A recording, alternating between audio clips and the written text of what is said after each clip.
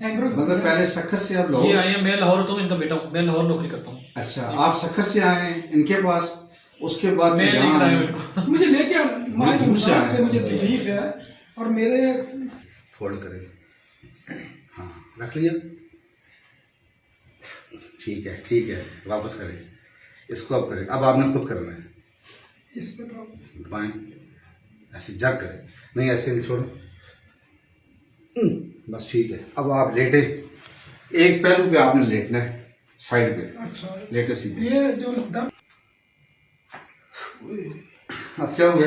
कड़ाके निकले, अब ठीक हो गया, अब आप ठीक भी हो गए, कड़ाके निकले, ठीक ठाक सरकार, ये सब कुछ ठीक हो गया। अल्लाह ताला आपको जज़ा समझ लगा, बस वो जहाँ पर था फाड़ वो निकल गए, मैं यही देखना चाह रहा था, समझ ला, बस निकलना भी निकल गया।